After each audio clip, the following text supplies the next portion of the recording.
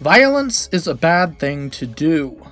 Outside of some sort of hypothetical gunman situation, you should probably never do it. Civilization's got a lot of kinks in it, but the general lack of immediate death when going outside is a big plus. Nothing I've said so far has been very controversial, and yet our culture is incessantly preoccupied with people hurting each other.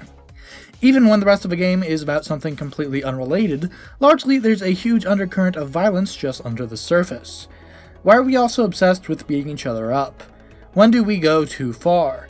And how can we comment on how derivative it all is without becoming derivative ourselves? This point has been made 1,000 times, long before today, but for the sake of thoroughness, I gotta stress that games clearly aren't all mean-spirited murder sims, and it's laughably cynical to assume that everyone with a Switch is desperate to live out some sadistic fantasy. Violence just represents high-stakes, fast-paced conflict, what requires minimum setup. Pong is nice, but abstract. Animal Crossing has more conveyance, but lacks fire and sport. And Root Beer Tapper has both, but dropping a glass is a bit low stakes. I'd argue that the original Mortal Kombat is a worse game than all of those, in every respect, except for communication. Fighting to die another day immediately gets across every motivation you need right off the bat, and you understand your every objective as soon as you see punches start to fly.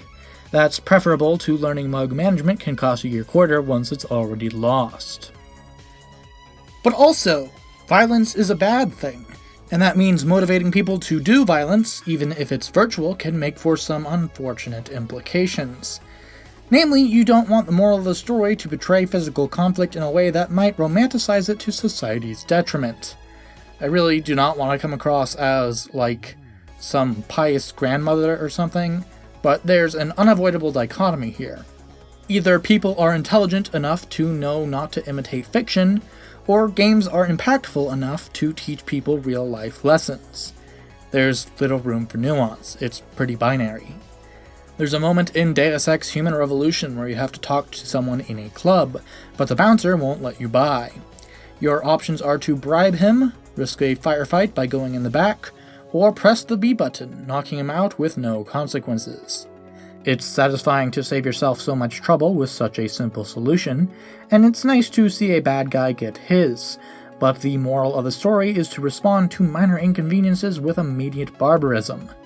I doubt anyone played this game and decided to go punch out some bouncer, but implying that crime is super rewarding if you can get away with it is probably not a good message to send, just from like a general ethics standpoint. It might not be as fulfilling to silver tongue your way in or complete some chore for this loser, but it seems too convenient for the ruthlessly optimized and adamantly Paragon routes to both end up so simple. Moral of the story is to make the moral of the story that violence is either an avoidable tragedy, like in Metal Gear, or a sport that's all in good fun, like in Pokemon. You know, that way you don't have kids joining the military for funsies.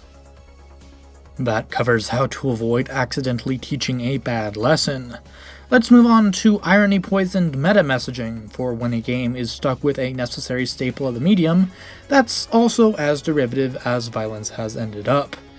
One tired as fuck moral lesson is the vague gesture towards hypocrisy, that is, you think beating people up is bad, and yet you enjoy it in your entertainment. I find this to be plainly half-baked. IRL violence hurts. It immediately makes people visibly unhappy.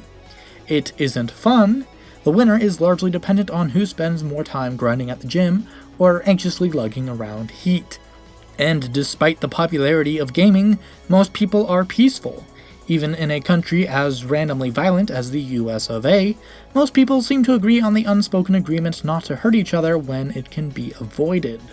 There are plenty of bad apples that ruin the bunch, but that's a weird demographic to actively hunt down and market some product to. I've never seen a game turn to the camera and beg the player not to do a school shooting yet, and outside that exact circumstance, I see no reason to seek that crowd out. To make a relevant point about derivative violence, using derivative violence, is actually pretty difficult without ending up divisive. I was initially apprehensive going into Spec Ops: The Line. Knowing the gritty vibe ahead of time is a much different experience than just some dude bro looking for another COD.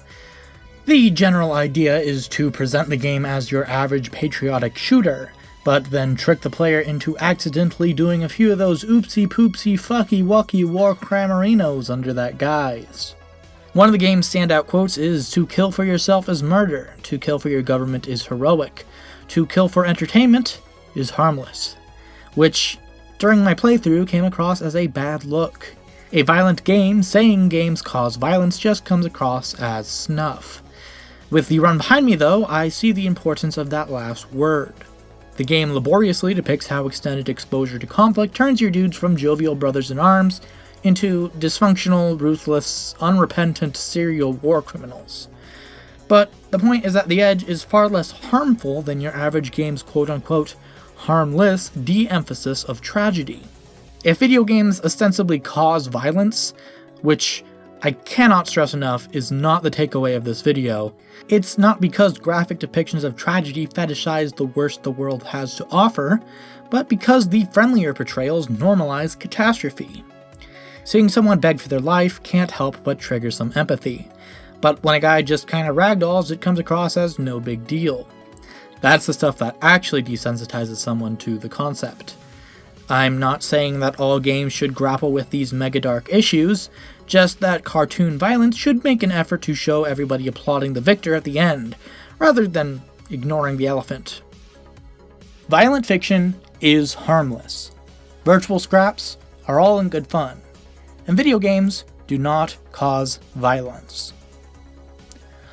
But if we entertain that entertaining entertainment's messaging can influence someone's worldview, we have to accept that shitty games and harmful messages exist too. That means that no matter how fantastic a fantasy is, taking anything as gospel leads to fanaticism and a bad time. The people responsible for inspiring IRL violent crime have long used entertainment in general as a scapegoat and distraction for their actions, which makes even the existence of this video a dangerous concession. Ideally, this can be a definitive and plainly spoken response to those cynical diversions that saves regular audiences from undue persecution and leaves genuine grifters with nowhere to run. Violence is a bad thing to do. Outside of some sort of hypothetical gunman situation, you should probably never do it. But speaking of, when you find yourself speculating, you learn a lot about yourself, and how you could maybe strive to be a better person. So the next time some evil man-up murder hobo has you at gunpoint, be sure to question the authorial intent behind the straw man.